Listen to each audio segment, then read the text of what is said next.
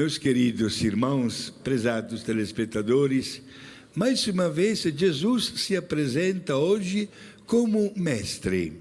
Tantas vezes estamos acostumados a ouvir episódios de milagres e de curas, de viagens, de presença de Jesus no meio da sociedade, multidões, etc. Hoje Jesus usa uma linguagem catedrática e enfrenta 3 temas, olha só, marcados pelo estilo típico do comportamento humano. Jesus fala de oração, fala de oferta, esmolas, e fala também de jejum.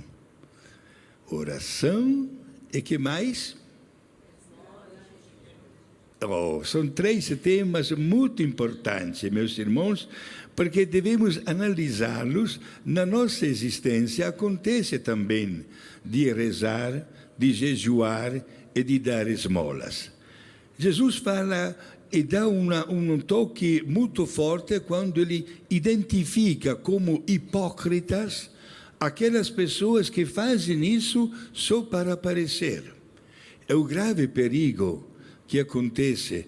Às vezes nós notamos, especialmente na época de eleições, pessoas que para ganhar o voto estão prontas até a doar não sei o que para as pessoas e bater aquela fotografia para aparecer nos jornais como motivo de propaganda. São os perigos da conquista do poder. Jesus fala que quando você der uma esmola, não saiba a tua mão direita o que faz a esquerda, isto é, não faça isso para receber uma salva de palmas, não toque a trombeta para chamar a atenção, porque senão nós nos tornamos também hipócritas. Jesus escolhe o lugar do silêncio. Quando você quer rezar, entra no teu quarto, Deus vê a tua postura, Deus sabe e te conhece e sabe o que você está precisando. Faça isso no íntimo do teu coração. Entre aspas, quando Jesus fala da oração, ele dá também um show, digamos assim, porque todas as decisões que Jesus tomou, das mais importantes, foram sempre precedidas por um longo tempo de oração. Quando Jesus iniciou o seu ministério, ficou 40 dias no deserto, estão lembrados? Jejuando e rezando, 40 dias. Quando Jesus formou, usamos a palavra esportiva, formou o seu time, passou primeiro uma noite inteira de oração e depois de ter rezado a noite inteira, escolheu os 12. Está registrado no Evangelho. Quando Jesus enfrentou a noite mais horrível da sua vida, da traição de Judas, da negação de Pedro, do abandono dos demais apóstolos, o que é que estava fazendo Jesus naquela noite? Estava rezando. Estava até suando sangue, porque como homem sabia o que estaria para acontecer com ele.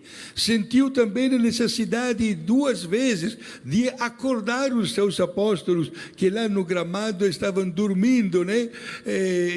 Talvez tinha até tomado um pouquinho mais de vinho.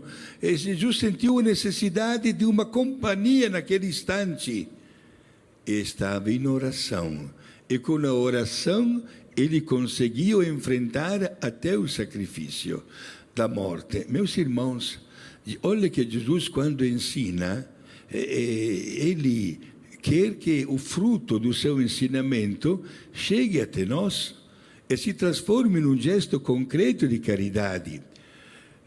De anteontem, dia 15 de junho, a igreja comemorou o martírio de uma menina brasileira, Beata Albertina Beckenbrock, de São Luís, na Santa Catarina.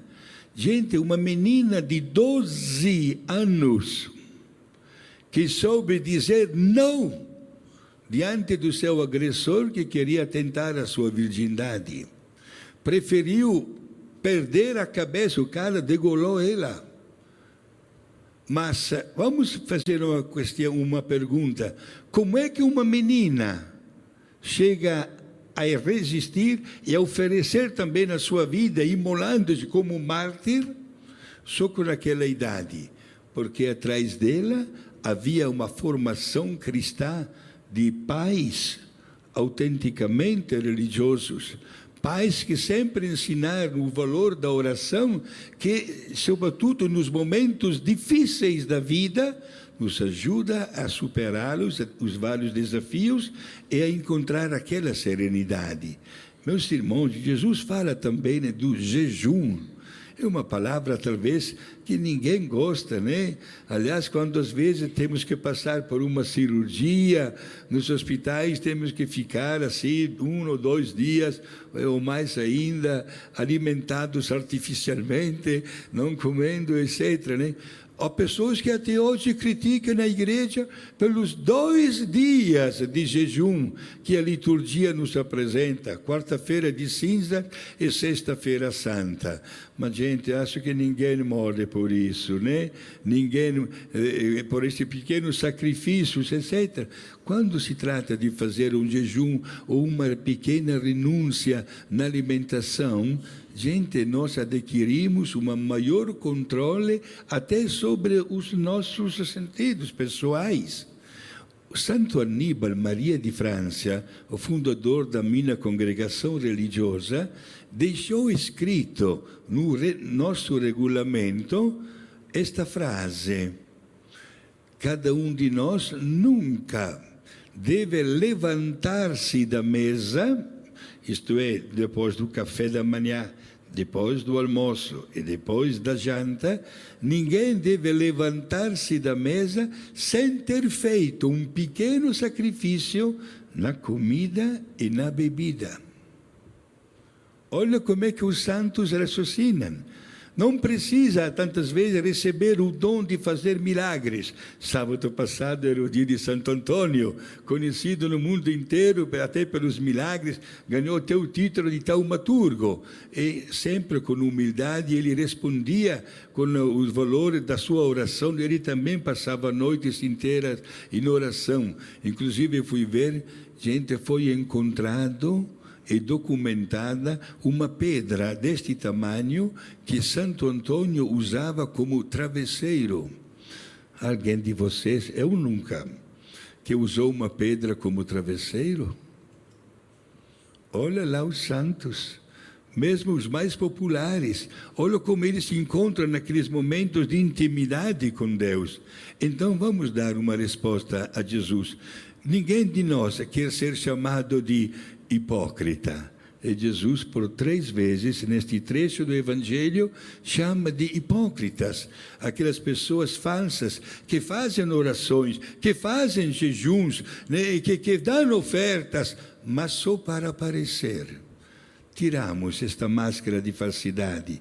Procuremos fazer o possível para que estas qualidades que nos ajudam a vencer o mal e nos fortalecem a nossa fraqueza sejam feitas com tanta espontaneidade.